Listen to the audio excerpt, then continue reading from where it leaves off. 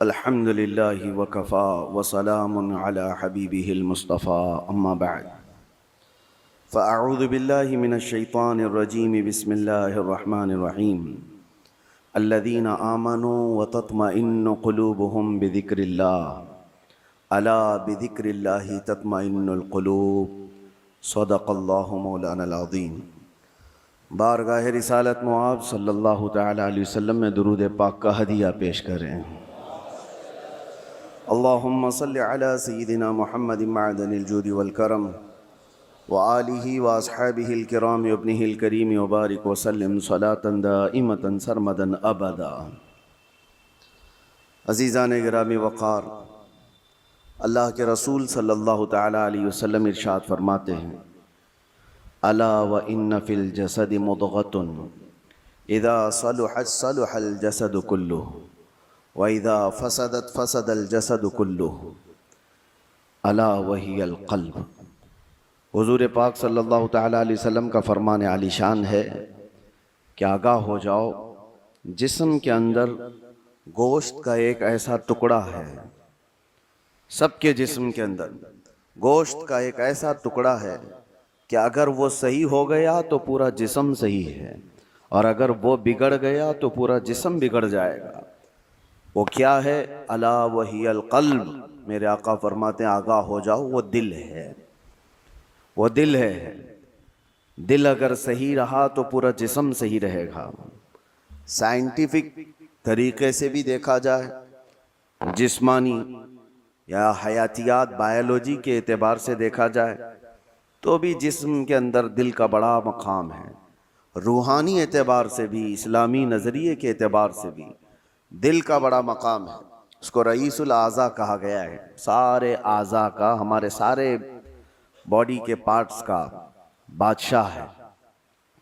اس کے صحیح ہونے کو میرے آقا صلی اللہ تعالیٰ علیہ وسلم نے اسی لیے فرمایا کہ اگر وہ صحیح ہو گیا تو پورا جسم صحیح ہے۔ تمہاری آنکھیں صحیح کام کر رہی ہوں گی، تمہارے ہاتھ اور پیر صحیح کام کر رہے ہوں گے، تمہاری زبان صحیح بول رہی ہوگی، ذہن و دماغ صحیح کام کر رہا ہوگا۔ لیکن دل اگر بگڑ گیا ہے، اس کے اندر دوسری چیزیں بھر گئی ہیں، تو پھر ہر چیز فسادی ہو جائے گی۔ اس کی آنکھوں سے بھی، اس کے ہاتھوں پیروں سے بھی، اس کی زبان سے بھی برائیاں ہی صادر ہونے لگ جائیں گی۔ تو اسی لیے اولیاء کرام کے مدرسے میں خاص طور پر دل کی صفائی پر توجہ دی جاتی تھی، جس کو تزکیہ قلب کہا جاتا ہے، تصفیہ قلب کہا جاتا ہے۔ صفائی، دل کی صفائی اور دل کی پاکیزگی، یہ بہت ضروری چیز ہے۔ اس کے بغیر آدمی کے اندر کوئی چیز ٹھہرتی نہیں۔ اور دل کا معاملہ ایسا ہے کہ پل میں تولا پل میں ماشا، کبھی ادھر کا ہوتا ہے کبھی ادھر کا ہوتا ہے۔ ابھی کچھ اور سوچ رہا ہے، تھوڑی دیر کے بعد کچھ اور دل میں آ رہا ہوتا ہے۔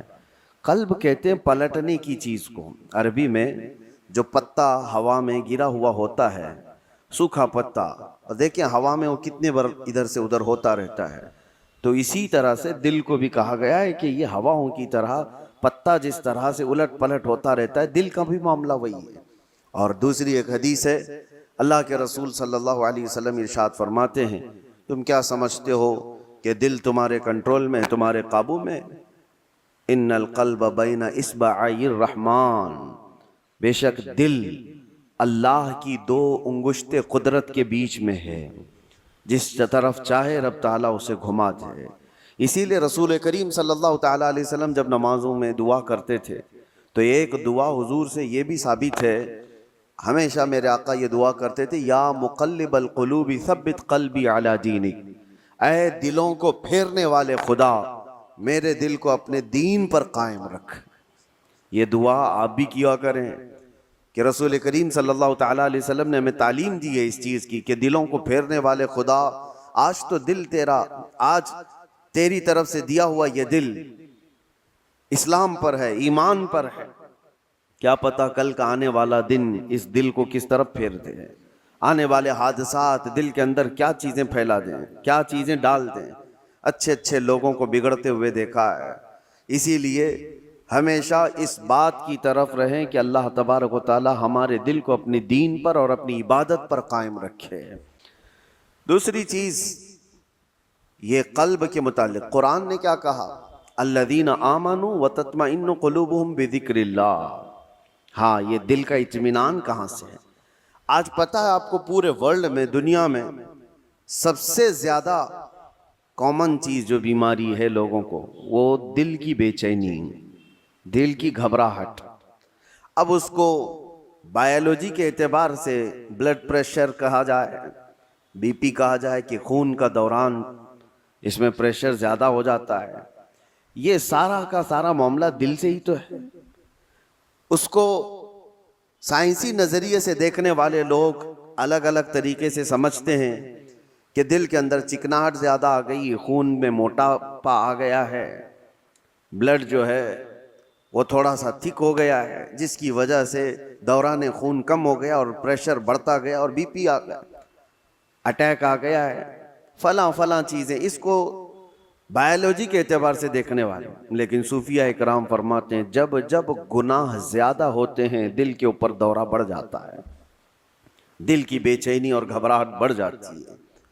جب کبھی دل کے اندر بے چینی اور گھبراہٹ ہو تو صوفیہ اکرام فرماتے ہیں سب سے پہلے توبہ کرو، توبہ کرو، اللہ کریم کی بارگاہ میں اپنے آنسو بہاؤ، دیکھنا دل تمہارا ہلکا ہو جائے گا. اور قرآن کیا کہتا ہے؟ قرآن یہ کہتا ہے جو ایمان والے لوگ ہیں ان کے دلوں کا اطمینان اللہ کے ذکر سے ہوتا ہے. الا بذکر اللہ تطمئن القلوب، آگاہ ہو جاؤ، اللہ کے ذکر سے دلوں کو سکون ملتا ہے. اور یہاں حال یہ ہے کہ جو ایمان والے ہیں وہ مہینوں ہو جاتا ہے اللہ کا ذکر نہیں کرتے، تو پھر دل کو انہوں نے بے چین ہی تو رکھا ہے، دل کو غذا نہیں دی ہے، دل کو ایسی آوارہ چھوڑ رکھا ہے. ارے میاں، جسم کو صبح سے لے کر رات تک کھانا نہ دو تو یہ نڈھال ہو جاتا ہے، چکر آنے لگ جاتے ہیں. اگر 2-3 دن کھانا نہ دیا جائے تو جسم تو ختم ہی ہو جاتا ہے. تو جب جسم کمزور ہوتا ہے بغیر غذا کے تو دل بھی کمزور ہوتا ہے بغیر غذا کے. اور دل کی غذا ہے اللہ کا ذکر. اللہ کا ذکر جب جب ہو تو یہ دل کو پاورفل بناتا ہے، دل کے اندر مضبوطی آتی ہے. 2 چیزیں خاص کر لیں اپنی زندگی میں، ایک استغفار کثرت سے، استغفر اللہ ربی من کل ذنب واتوب الیہ، بیٹھتے اٹھتے جس وقت بھی ہو استغفار کثرت سے کرو کہ توبہ کرنا ہے. نہ جانے ہماری آنکھیں ابھی کیا کر کے آئی ہیں، پتہ نہیں ہمارے ہاتھوں نے کیا کر دیا، ہماری زبان نے کیا کیا. دن بھر کی خطائیں یہ بڑھتی چلی جاتی ہیں. اور ایک حدیث یہ بھی ہے کہ جب انسان پیدا ہوتا ہے نا تو اس کا دل بالکل صاف شفاف آئینے کی طرح ہوتا ہے، صاف شفاف ہوتا ہے آئینے کی طرح. جب وہ گناہ کرتا ہے تو ایک کالا دھبا اس کے دل پر لگا دیا جاتا ہے، ایک دھبا. پھر دوسرا گناہ کرتا ہے، دوسرا دھبا، تیسرا گناہ کرتا ہے، تیسرا دھبا. تو یہ دھبے، یہ داغ بڑھتے بڑھتے بڑھتے پھر پورے دل کو کالا کر دیتے ہیں، پورا دل سیاہ ہو جاتا ہے. اور جب دل کالا ہو جائے تو اس کی علامتیں یہ بتائی گئی ہیں کہ مسجد میں زیادہ دیر بیٹھنے کا من نہیں کرتا، قرآن زیادہ دیر پڑھنے کی طبیعت نہیں چاہتی، جلدی سے قرآن بند کر دو، جلدی سے مسجد سے نکل کر بھاگ جاؤ. نیکیوں کی طرف اس کی رغبت نہیں ہوتی، جیب میں پیسے ہوں گے لیکن کسی کو خیرات کرنے کا دل نہیں کرتا. تو یہ دل کے کالے ہونے کی علامات ہیں، سیاہ ہونے کی علامات ہیں.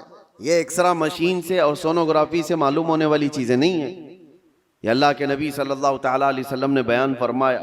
اب اس کی علاج کی طرف ہمیں توجہ دینی ہے. آج دنیا نے ہمارے دلوں کو اپنے رنگین گناہوں سے سیاہ کر ہی دیا ہے. دیکھیں ہم صبح سے شام تک جن کاموں میں مصروف ہیں، اب آج سب سے زیادہ ہمارے پاس کوئی چیز مشغول ہے تو وہ ہمارا T V screen, mobile screen. نہ جانے وہ کن کن چیزوں کو دکھاتے ہوئے ہماری آنکھوں کو خرید جاتے ہیں، کنٹرول بھی نہیں رہ پاتا. اسی لیے دل پر بوجھ بڑھتا جا رہا ہے. جس کو آپ ٹینشن کہتے ہیں، جس کو آپ لوگ ڈپریشن کہہ رہے ہیں، یہ صرف حادثات کا یا پھر دنیاوی کسی خسارے کا ٹینشن نہیں ہے. یہ دل کا سیاہ پن دماغ پر بوجھ بنا دیتا ہے، بھاری ہو جاتی ہے طبیعت.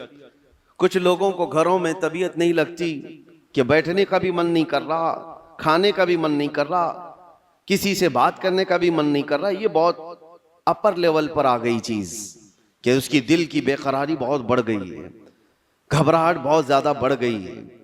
اسی لیے ہم صوفیہ اکرام کو دیکھتے ہیں, جب کبھی کسی کے دل کی بے چینی بڑھ جاتی, گھبراہٹ بڑھ جاتی, تو وہ کسی اللہ والے کی بارگاہ میں چلے جاتے تھے, صوفیہ اکرام کی بارگاہ میں چلے جاتے, آستانوں پر چلے جاتے, اللہ کا ذکر کرتے, پھر وہ اپنے دل کی پاکیزگی لے کر کے واپس لوٹتے. وجہ کیا ہے؟ اب میں علاج کی طرف آتا ہوں کہ دل کو پاک کرنا ہے تو کیا چیز چاہیے. کئی علاج ہیں, اس میں سب سے پہلا تو ذکر الہی. اللہ کے رسول صلی اللہ تعالی علیہ وسلم نے جو فرمایا اس کو بھی میں آپ کے سامنے رکھتا ہوں. پہلے ہم چل رہے ہیں کہ اسلام میں ہر چیز کے پاک کرنے کا طریقہ بتایا گیا. کپڑے پر اگر نجاست لگ گئی تو پاک کرنے کا طریقہ ہے. نجاست, پیشاب, پخانہ, کسی بھی چیز کی غلاظت لگی ہو تو اس کو پاک کرنے دھلنے کا طریقہ ہے. کپڑے کو 3 بار دھو, 3 بار نچوڑو, اچھے سے سکھاؤ, کپڑا پاک ہو جائے. برتن میں نجاست لگ جائے تو اس کے پاک کرنے کا طریقہ ہے. اگر پانی کی بالٹی میں کوئی نجاست گر گئی اس کو پاک کرنے کا بھی طریقہ ہے. فقہ میں سب کے, کنویں میں نجاست گر گئی, کنواں تھا اس میں چوہا گر گیا, بلی گر گئی, بکری, کتا, جو بھی جس سائز کا ہے اس کے سب کے مسئلے موجود ہیں. کتنے ڈول پانی نکالنے پر یہ پانی پاک ہو جائے گا. زمین کے پاک کرنے کا بھی طریقہ ہے. زمین پر اگر نجاست لگی, مثال کے طور پر کسی جانور نے لید کر دیا, گوبر کر دیا, اب نجاست تو لگی ہے, اس کو پاک کیسے کیا جائے؟ تو فقہ کا قانون ہے کہ زور بارش ہو جائے یا آپ تیزی سے اس پر پانی بہاؤ اور پھر تیز دھوپ پڑ جائے, زمین سوکھ گئی تو وہ زمین پاک ہو گئی, کیونکہ اب اس کو نچوڑا نہیں جا سکتا. زمین تو جہاں ہے وہی. تو اس کا قانون یہ ہے کہ تیز بارش ہو گئی اور تیز دھوپ پڑ گئی, سوکھ گئی زمین تو پاک ہو گئی. بارش نہیں ہے تو تیز پانی مار دیا اور اس کے بعد دھوپ لگنا ضروری ہے, تیز دھوپ اس کو لگی ہو تو زمین پاک ہو گئی. تو یہ نجاستوں سے پاک کرنے کے طریقے. اب آئیے میں آپ کو بتاتا ہوں, دل پر نجاست لگی ہو یہ کیسے پاک کیا جائے؟ گناہوں کے دھبے لگے ہوں, اس میں نہ جانے لالچ, غیبت, کینہ, بغض, عداوت, نہ جانے کیا کیا چیزیں بھر گئی ہوں. یہ نجاست پاک کرنے کا طریقہ کیا ہے؟ مولانا جلال الدین رومی مثنوی شریف کے مصنف فرماتے ہیں دل کو پاک کرنے کا طریقہ ویسی ہی ہے جیسے زمین کو پاک کرنے کا طریقہ ہے. زمین کو پاک کرنے کے لیے تیز بارش کا ہو جانا اور تیز دھوپ کا پڑ جانا کافی ہوتا ہے کہ زمین پاک ہو جاتی ہے. دل کو پاک کرنے کے لیے ذکر الہی کی بارش ہونا چاہیے اور کسی شیخ کامل کی تیز نگاہ پڑنی چاہیے, دل پاک ہو جاتا ہے. ذکر الہی کی بارش ہو تو پانی کی طرح اس کو دھل دیتا ہے, اور اس کے بعد کسی شیخ کامل اللہ والے کی نظر اس پر پڑے تو پھر اس کا دل اسی طرح سے سوکھ کر کے پاک ہو جاتا ہے جیسے زمین پاک ہو گئی. آج ہمارے لیے یہی تو مسئلہ ہے کہ ہم اپنا وقت اپنے دل کی پاکیزگی کے لیے نہیں نکال پاتے, ہمارے پاس یہ وقت ہی نہیں رہ گیا. ہاں اگر جسم کے اندر کوئی بیماری آ گئی تو پھر بھاگیں گے, دوڑیں گے, ڈاکٹرز کے پاس علاج کرائیں گے. میرے عزیزو, یہ بے چینی اور بے قراری اور گھبراہٹ کا علاج ان کے پاس بھی نہیں. وہ ڈاکٹرز زیادہ سے زیادہ آپ کو نیند کی گولیاں دے سکتے ہیں ڈپریشن کم کرنے کے لیے, سٹریس کم کرنے کے لیے. آپ اچھے سے سو, گھنٹوں سوتے رہو, کسی کو سلا دینا یہ ڈپریشن کا علاج نہیں ہے. اور کچھ تو ڈاکٹرز کے پاس جا کر ڈپریشن کا علاج گولیوں سے لے کر کے آ گئے, اور کچھ اپنے ہاتھوں علاج کرنے کے لیے سگریٹ پینے لگ گئے, اپنے ہاتھوں علاج کرنے کے لیے وہ بیڑی گٹکا کھانے لگ گئے. ان کو یہ لگتا ہے کہ جیسے ہی ڈپریشن ہوگا, ٹینشن ہوگا, سگریٹ پھونکوں گا تو ٹینشن فری. اس سے 2 قدم آگے بڑھ کر کچھ لوگ شراب کی طرف چلے گئے, اس سے آگے قدم بڑھ کر کے چرس, افیون, گانجا اس پر چلے گئے. ان سب سے پوچھو تو یہ کی جواب دیتے ہیں ٹینشن فری ہو جاتے ہیں یہ لے کر کے. سگریٹ والا بھی, شراب والا بھی, چرس گانجے والا بھی, اس کو یہ لگتا ہے کہ یہ لینے کے بعد ایسا لگتا ہے میں ہواؤں میں اڑ رہا ہوں. اس کے بعد نشہ اترنے کے بعد پھر کیا ہوتا ہے؟ یہ تو اس طرح سے ہے کھجلی کی بیماری, جب تک کھجاتے رہو اچھا لگے، ہاتھ چھوڑ دو تو پھر جلن شروع ہو جائے، چمڑی چھل جائے۔ گناہوں کا یہی معاملہ ہے، کرنے کے وقت تھوڑی سی لذت، لیکن وہ بڑے داغ دھبے چھوڑ جاتے ہیں، بے چینی اور بڑھ جاتی ہے، گھبراہٹ اور بڑھ جاتی ہے۔ میں نے تڑپتے ہوئے لوگوں کو دیکھا ہے جن کو نشہ نہیں دیا گیا، جو نشہ کے ایڈکٹ تھے، ان کو اگر اچانک روک دیا گیا تو پھر وہ ہاتھ پاؤں ایسے مارتے ہیں کہ ان کے ہاتھ میں چاقو آ جائے تو کسی کو مار بھی ڈالیں، ان کے پاس جو کچھ بھی آ جائے وہ سامنے والے کو قتل بھی کر دیں اپنے نشہ کے لیے۔ وجہ کیا ہے؟ دل کو اتنا بے چین اور بے قرار کر دیا انہوں نے دنیاوی یہ غلاظتوں سے علاج کرنے کے چکر میں کہ وہ دل کی بے چینی ہائی لیول پر بڑھ گئی۔ دل کی بے چینی اور بے قراری نشہ سے صحیح نہیں ہوتی، دل اللہ کا بنایا ہوا ہے، یہ رحمان کا بنایا ہوا ہے، علاج بھی اسی کے ذکر سے ممکن ہے، اللہ ہی کے نام سے یہ دل کو سکون ملتا ہے۔ اسی لیے مولانا جلال الدین رومی رحمۃ اللہ تعالیٰ علیہ ایک بات اور بھی کہتے ہیں، خانہ کعبہ دیکھا ہے؟ خانہ کعبہ، توجہ چاہتا ہوں، خانہ کعبہ اتنا معظم، اتنا مقدس ہے کہ اس کے لیے کروڑوں مسلمان پوری دنیا کے اطراف و اکناف سے آ کر طواف کرتے ہیں، بوسے دیتے ہیں، سینہ لگاتے ہیں۔ یہ خانہ کعبہ اللہ کا گھر ہے، لیکن مولانا روم فرماتے ہیں ہے تو کعبہ، یہ ابراہیم خلیل اللہ کی بنائی ہوئی عمارت ہے، ابراہیم خلیل اللہ علیہ السلام کی بنائی ہوئی عمارت ہے کعبہ۔ اور وہ کہتے ہیں کہ کعبہ بنائے خلیل اطہر است، وہ دل گزرگاہ رب جلیل است، لیکن دل جو ہے مومن کا دل، اللہ کے رسول نے فرمایا قلب المؤمن عرش اللہ، مومن کا دل اللہ کا عرش ہوتا ہے۔ کعبہ ابراہیم خلیل اللہ نے بنایا، دل تو رب ذوالجلال نے بنایا۔ تو کہا ہے مولانا روم نے کہ کعبے سے بھی افضل ہے مومن کا دل، کعبے کی بے حرمتی اس سے بڑھ کر کے مومن کے دل کی بے حرمتی ہے، مومن کے دل کا مقام اور بھی بلند کیا گیا۔ اسی لیے میرے عزیزو، حضور پاک صلی اللہ تعالیٰ علیہ وسلم نے جو فرمایا اتقوا فراست المؤمن فإنہ ینظر بنور اللہ، اس کا مطلب کیا ہے؟ حضور نے فرمایا مومن کی فراست سے ڈرو، اس لیے کہ جب وہ دیکھتا ہے تو اللہ کے نور سے دیکھتا ہے۔ یہ کس کے لیے فرمایا گیا؟ وہ مومن صالح جس کا دل پاک ہے۔ ہوتا کیا ہے میں آپ کو بتاؤں؟ جس کا دل پاک ہے، اولیاء کاملین کی بارگاہوں میں جانے کے وقت ہوتا کیا ہے؟ آپ آئے ہیں، آپ آئے اور کوئی چیز آپ زبان سے کہا نہیں، لیکن میں ایک شیشہ لے کر کے بیٹھا ہوں، ایک آئینہ لے کر کے بیٹھا ہوں، آپ کے آتے ہی آپ کی پوری تصویر اس آئینے میں آئے گی کہ نہیں آئے گی؟ کچھ نہیں کہا آپ نے، بولا کچھ نہیں، اور میں آپ کی تصویر پوری آئینے کے اندر دیکھ سکتا ہوں۔ بزرگان دین کے دلوں کا معاملہ ایسا ہی ہے، وہ اتنا پاک دل ہوتا ہے، جو بھی سامنے جاتا ہے اس کے دل کی ساری تصویر ان کے دل پر چھپ جاتی ہے، وہ یہ تک بھی جانتے ہیں کہ یہ کیا چیزیں لے کر کے آیا ہے۔ ایسا نہیں ہے کہ یہ کسی اور طاقت و قوت سے، جادو سحر سفلی سے یہ معلوم کر رہے، بلکہ دل کی پاکیزگی اتنی ہے کہ سامنے والے کے دل کی تصویریں اس پر چھپ جاتی ہیں، دل پاک رکھنے کا اسی لیے حکم بزرگان دین نے فرمایا۔ آج سب سے زیادہ غلاظت اسی کی ہے ہمارے پاس۔ میں ایک اور بات آپ سے پوچھتا ہوں، یہ اللہ کا گھر ہے، مسجد ہے، مسجد میں کوئی اگر غلاظت لا کر کے پھینک دے تو کیا آپ برداشت کریں گے اسے؟ مسجد کے اندر کوئی پیشاب پخانہ اللہ ہزار بار نہ کرے، معاذ اللہ، لا کر کے ڈال دے تمہارے سامنے، تم برداشت کرو گے؟ آپ جھگڑ لو گے، تھپڑ لگا دو گے، اس کو نکال باہر کر دو گے کہ یہ اللہ کا گھر ہے، یہاں پر غلاظت کیسے ڈال دیا تو نے؟ جو مسجد کی صفوں پر غلاظت دیکھنے کو تیار نہیں وہ مسلمان پھر اپنے دل کو جو اللہ کا عرش ہے اس میں غلاظتیں کیسے ڈال رہا ہے؟ خود سے تو ڈال رہا ہے۔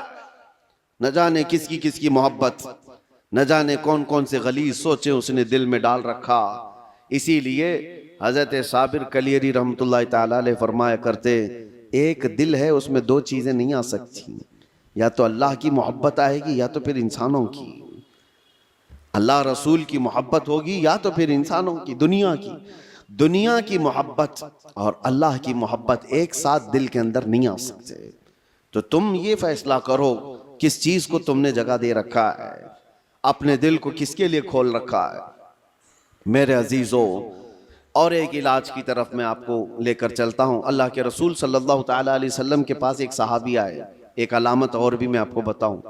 نماز پڑھتے ہیں، جیسے ابھی میں نے کہا دل کے کالے ہونے کی علامت یہ ہے کہ مسجد میں زیادہ دیر دل نہیں کرتا، نمازوں کا وقت ہو جائے تو طبیعت بھاری لگنے لگے، اسے عبادتوں کی طرف شوق نہیں لگتا، یہ دل کے اس کے سیاہ ہونے کی علامت۔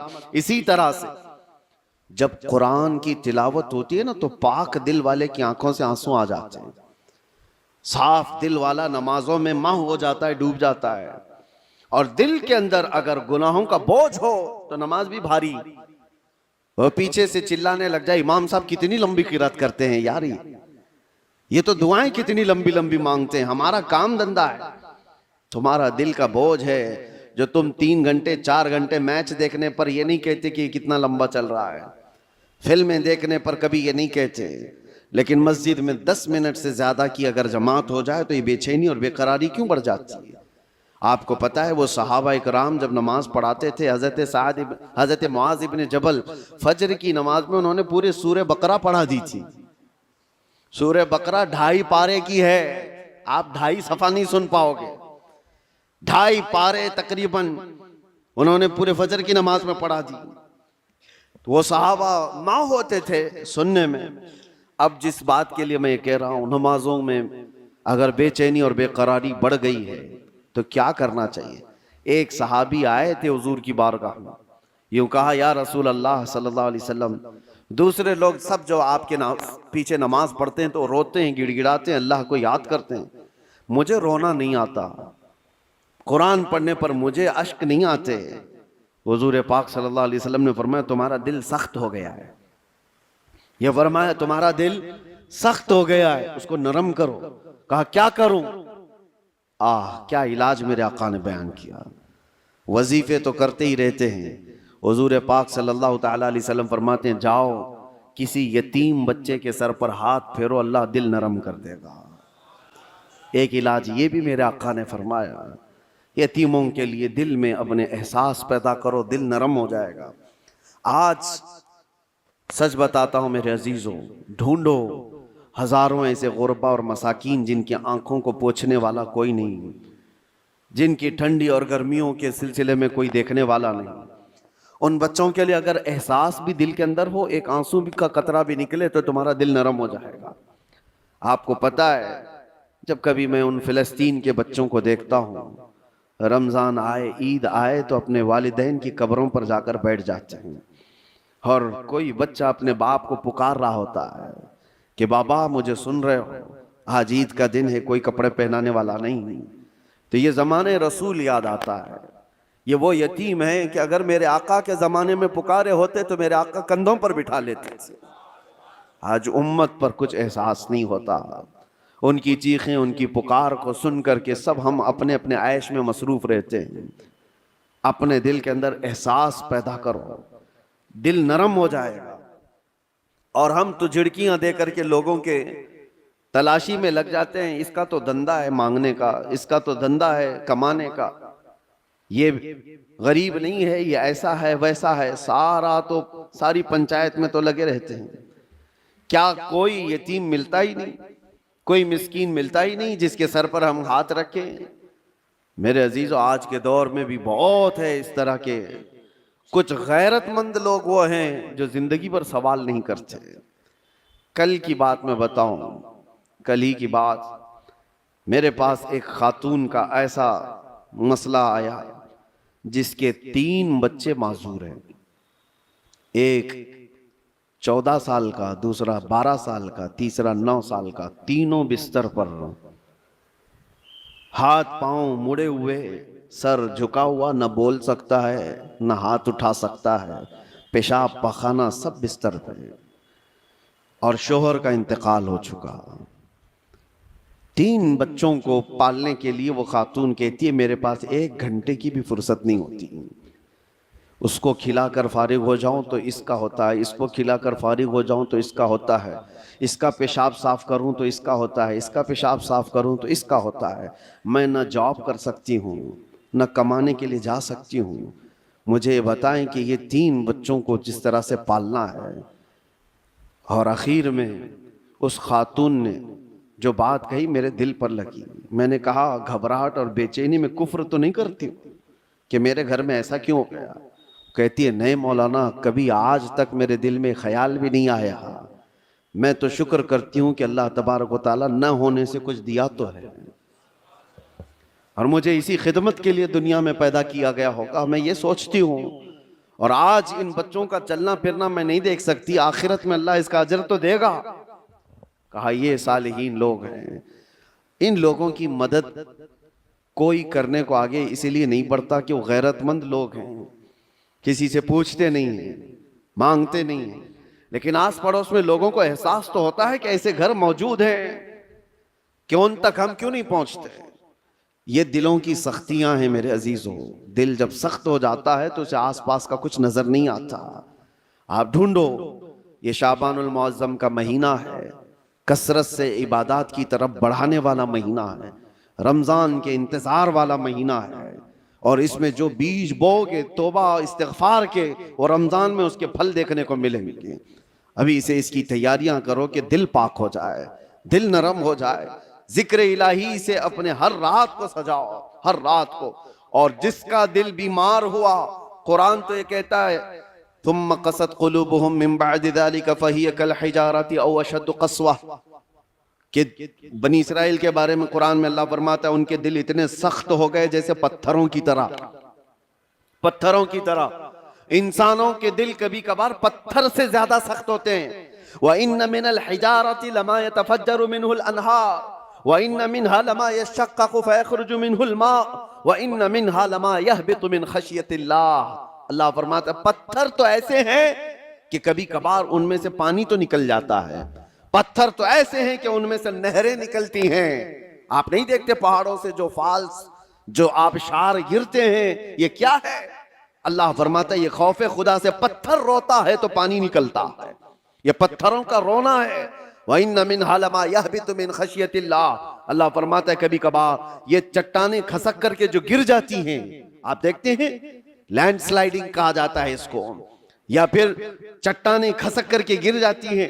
قرآن تو کہتا ہے یہ خوف خدا سے ہل جاتے ہیں پتھر، تو پہاڑوں سے گر جاتے ہیں. اور انسان کا دل ایسا ہے کہ پتھروں سے زیادہ سخت ہو جاتا ہے. نہ اس کے آنسو آئے، نہ اس کا جسم حرکت میں آیا. یہ قرآن کی بات کہہ رہا ہوں. تو جب اتنا سخت ہو جاتا ہے دل، تو یہ بھی کہا گیا کہ انسان کا ہائی لیول کا جب سخت دل ہو جاتا ہے تو وہ اپنی ماں اور بیٹی میں اور بیوی میں فرق کرنا بھول جاتا ہے. وہ عام عورت میں، اپنی رشتوں میں فرق کرنا بھول جاتا ہے. حلال اور حرام کی تمیز اس سے نکل جاتی ہے، اور اس کو نماز اور غیر نماز کے اوقات میں کوئی فرق نہیں لگتا. یہاں تک کہ بڑھتے بڑھتے اسلام اور کفر کے بیچ کی دیوار کو بھی وہ ختم کر جاتا ہے. دل کی سختی آدمی کو، وہ دلوں کی سختیاں ہی تو تھی جو مکہ والے اپنی پیدا ہوئی بچیوں کا گلا مروڑ کر زندہ دفن کر دیتے تھے. وہ دلوں کی سختیاں ہی تو تھیں کہ وہ اپنی ماں اور بہنوں کو بازاروں میں لا کر کے بیچ دیتے تھے. وہ دلوں کی سختیاں ہی تو تھیں کہ قافلے کے قافلے لوٹ کر کے ان کو مار دیا کرتے تھے. دل جب سخت ہوتا ہے تو آدمی یہ تمام گناہوں کی طرف جاتا ہے. جتنے بھی کرائم بڑھتے ہیں، میں نے دیکھا ہے کچھ لوگ کرمنل وہ اس طرح سے سامنے والے کو قتل کر دیتے، مرڈر کر دیتے. یہ دلوں کی سختیاں ہیں. اور دل نرم ہو تو چونٹی کو بھی ہاتھ لگانے سے ڈرتے رہتے ہیں. آپ کے اندر اگر دل نرم ہے تو آپ جانور کو بھی مارنے سے کتراتے ہیں نہیں. اور دل سخت ہو جائے تو پھر اس کے سامنے کوئی تمیز نہیں ہوتی. اس لیے سب سے پہلے دل کا علاج کریں. اپنے دلوں کا علاج اللہ کے ذکر سے ہے. کثرت سے اللہ کا ذکر کریں.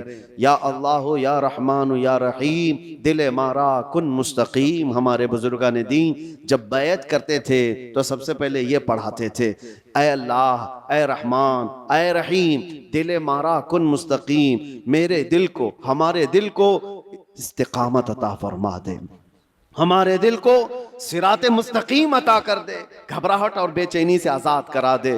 تو یہ سب سے پہلے بیعت کرنے کے وقت بھی پیر و مرشد پڑھاتے تھے. اسی لیے کثرت سے پڑھو یا اللہ یا رحمان یا رحیم، یا اللہ یا رحمان یا رحیم دل مارا کن مستقیم بحق ایاک نعبد و ایاک نستعین. اللہ تبارک و تعالی اس دعا سے دلوں کو نرم فرما دے گا، دلوں کی سختیاں ختم ہو جائیں گی۔ اللہ کریم رمضان سے پہلے ہمارے دلوں میں نیکیوں کی فصلیں اگا دے، ہماری آنکھوں سے اشک روا ہو جائے، ہمارے دلوں کی سختیاں ختم ہو جائیں۔ مولا کریم امت مصطفیٰ پر یہ آنے والا رمضان خیر و برکت والا بنا دے، سعادتوں اور رحمتوں والا بنا دے، ہماری زندگی تھوڑی اور طویل کر دے مولا، کہ ہمیں اس سال کا رمضان دیکھنا نصیب ہو جائے۔ اے قدیر و جبار خدا، اس شعبان المعظم کے اخیر میں ہم سب کی بخشش کا اعلان فرما دے۔ وآخر دعوانا ان الحمدللہ رب العالمین۔ السلام علیکم۔